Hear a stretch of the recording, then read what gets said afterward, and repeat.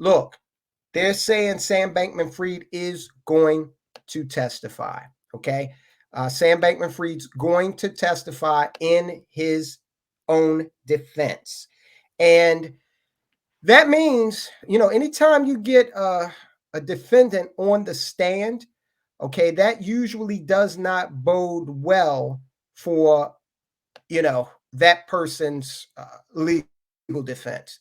And the reason for that is because once you get on that stand, you open yourself up to not just your lawyer examining you, but also the prosecution examining you or cross-examining you.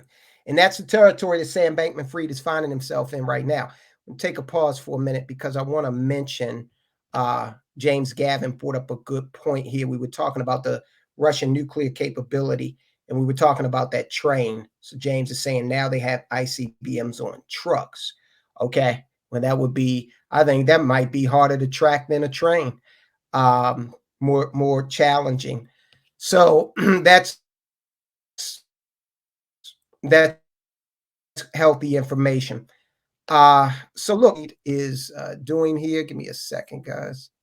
Where did my page go? Okay, here we go. All right. So we did that video last week talking about how Sam Bankman Fried was not going to be able to, possibly not going to be able to get his Adderall. Okay, that his lawyers were making the case that he needed Adderall in order to testify. Okay, and there was a big thing about that giving him some 12-hour release dose. Okay, that would give him the effects of the Adderall during the time that he was in court. Now, I have an issue with that. I don't know how that was resolved, but I have an issue with that. The issue, I brought it up when we did the video on this subject. If you have an alcoholic who can function as an alcoholic, but he gets up in the morning and it's not until he's had a few drinks that he can start to function. He's got it bad, right? Are you going to apply that person, if they're the defendant in a case, are you going to apply that person with alcohol so that they can function? Are you going to make that case to the court if this person has been remanded into custody and say, hey, look, Your Honor, before we get this guy into court, we got to have some Wild Irish Rose or, a night train or something, because otherwise he won't be effective in his testimony on the stand. No judge in this land is going to agree to something like that. And look, I know Adderall is a prescription medication, but then there was some questions that arose in the comment section from people in the know who said the Bureau of Prisons doesn't prescribe that. Then there was a question about whether or not the 12-hour release dose would even be effective. So with all of that, they have still decided to have him testify. Now, Carolyn Ellison was devastating. She pled guilty. She was the CEO of Alameda Research. She pled guilty and she just, spilled the beans. It was devastating testimony for Sam Bankman Fried. There have been others that have testified, and their testimony has been pretty bad, okay, with respect to helping him. Okay, they've been very effective witnesses for the prosecution. So I think that his defense says, look, we got to throw a Hail Mary here. He's got to testify. And the danger in having him testify? Remember, before he was even arrested, it was known that the company had failed. It was highly suspected that there was some malfeasance involved. And what did this guy do? He went on every media outlet he could find. He went to the New York Times, the Wall Street Journal. He even had interviews with YouTubers, okay? I tried to get him, but he was in a jail in Bahamas by that time. So, wasn't able to. But seriously, some YouTube channels were able to interview him and actually asked him hard-hitting questions. So he never sat down. Both of his parents are attorneys, right? Mom and dad, both attorneys. And did they ever say, hey, Sam, look, I don't think you should be talking. Let's let Tiffany Fong, code for bad salt, that's uh the YouTuber, thank you, that one of them that came out, and CoffeeZilla. That's right. Those are the two that I was thinking about. He came out and he talked to them. And the CoffeeZilla interview, I actually watched that. And Sam Bankman Fried, got a little PO'd because CoffeeZilla he was probing. Okay. He was like, hey, man, look, if you're going to be on this call, if you're going to open yourself up, I'm going to ask you some questions. He was very forthcoming to Tiffany Fong. Okay. This is insane considering the fact that the company had imploded, and what he should have been thinking about was his right to remain silent. Does anybody have to even tell you that for you to say, hey, we're at a we're at a pretty high level here. Federal authorities are looking into this. Let me just take a step back, get some legal counsel, and shut my mouth. Not what he did. So the guy's very verbose. Okay, I think he honestly believes that he's smarter than most people. I think he believes that he's got some type of personality that can, do the snake charmer thing. Okay, how else? I don't look. If I was in his shoes, I would have not said a word. Okay, he incriminated himself again and again and again. Then he was arrested, and of course they read him his rights, and he continued to do insane things. Like he actually made contact with a federal witness. I forget that guy's name, but he was a former executive at FTX, and he actually said, "Hey, look, why don't we meet and kind of compare notes?" It was clear that what he was doing was trying to say, "Okay, uh, let's get our story straight, and if they're not working out in my favor, let's talk about that. Maybe there's some ways that I could help you." And the federal authorities picked up on this. They did not remand him at that point. He said that he needed the device, the what do they call it, the thing where you kind of obscure your IP address. It'll come to me in a second. Somebody can help me out in the comments. Guys, hit thumbs up, by the way. He said he needed the VPN. Okay. He was watching the Super Bowl on the VPN. Now, look, you're in California. I could see you using a VPN if you're like maybe in the Sahara Desert. Okay. And you want to catch the Super Bowl. You might need some crazy hookup like that for that purpose, but you're in California. Okay. You're in right there. You can just turn on the television. You don't even need cable TV to watch the Super Bowl. Okay. So there was that. Didn't remand him. It wasn't until he basically threatened Caroline Ellison by releasing portions of her diary, which to me said, listen, I've got more on you, and maybe others who might want to testify. I could release this.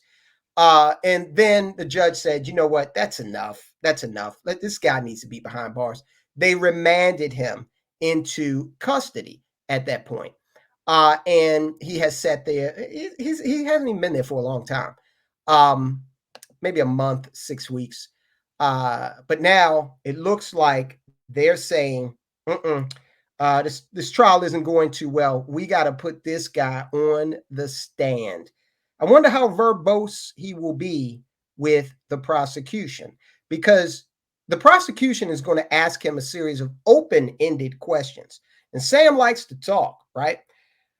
Fallen crypto king Sam Bankman Fried plans to testify in his own defense at his fraud trial, his attorney revealed Wednesday, today.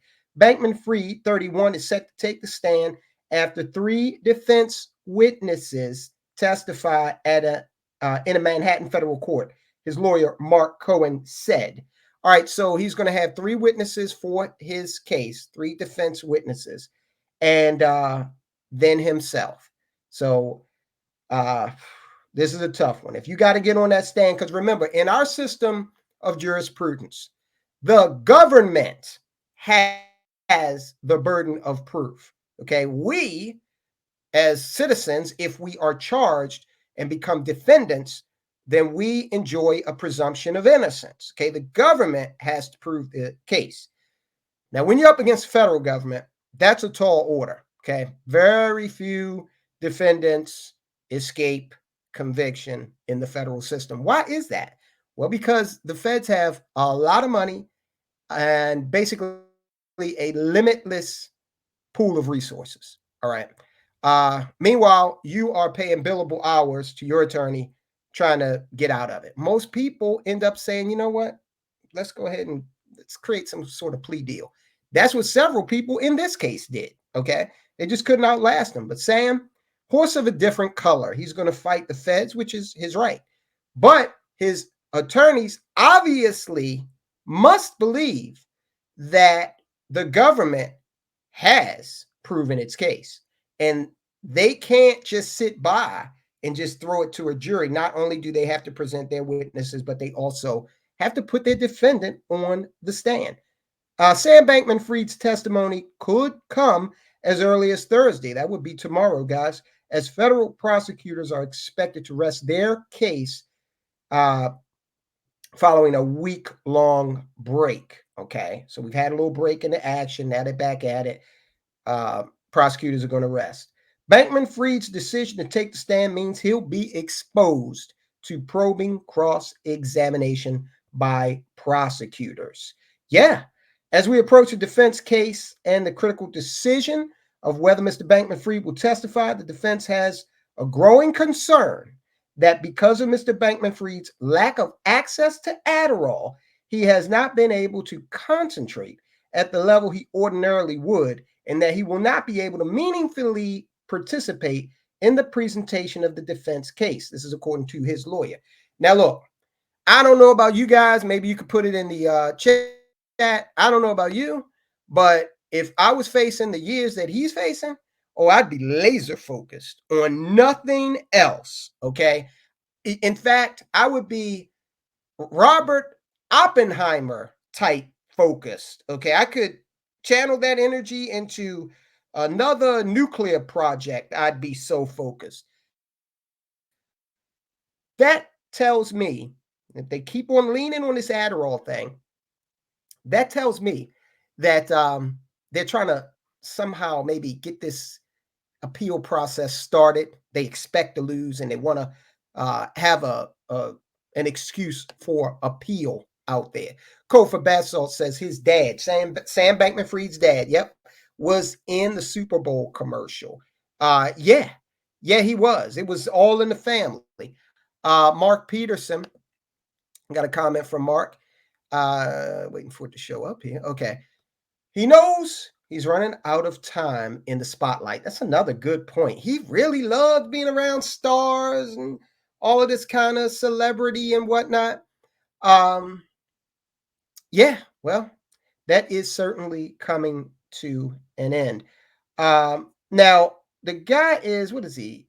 He's in his early 30s. He's facing, let's see, how many years? This is an $8 billion issue here that he's on trial for.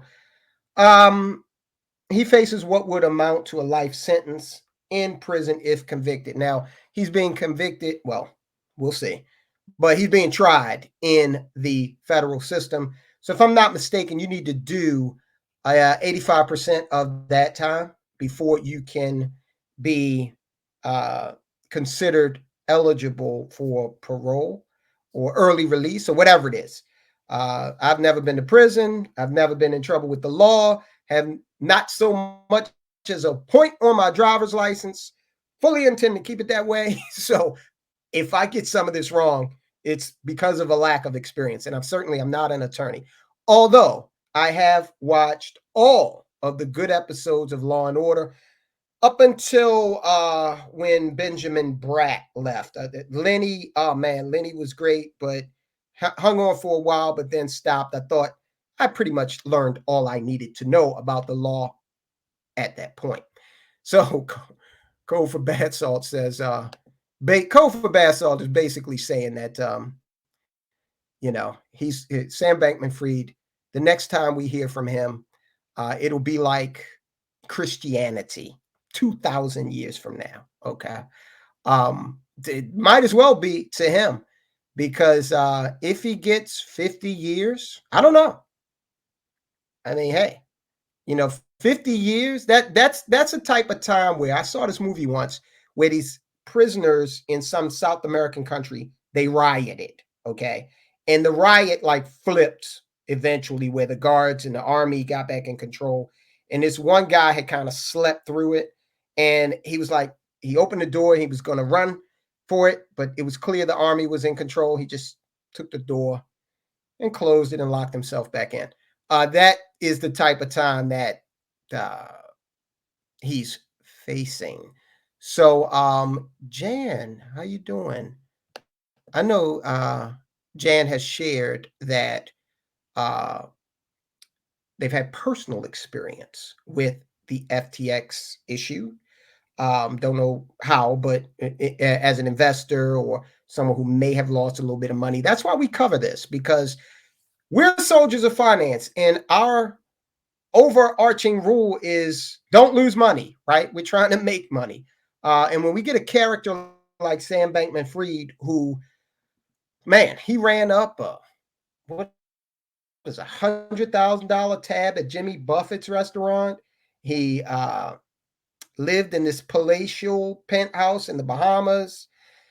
You know what I'm thinking of too, guys?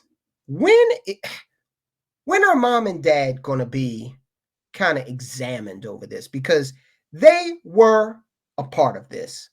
If you look at, and I'm not saying they committed a crime, but it's on the record that his father did work for the company. All right. His mom had funds from the company that she did other things with. Are they going to be looked at? I guess time will tell. I thought the feds would do something like say, hey, Sam, look, we're going to go after your parents if you don't plead guilty. And then there's a such thing as the trial tax, where if you make them go to court and they get a conviction, they slam you. Thought they would have explained that to him, and maybe they did. And maybe he's like, look, I'm not going to jail. I'm fighting it. Mom and dad can, they can do their thing. So that's where we are, guys. I thought it was important to drop this on you. Go ahead, hit that thumbs up button. We are trying to grow the channel. It's growing in fits and starts. Great. We appreciate all of you. Jan Phillips says, face red, droopy eyes. Yeah, I think what's happening to Sam Bankman Fried right now is the reality is setting in.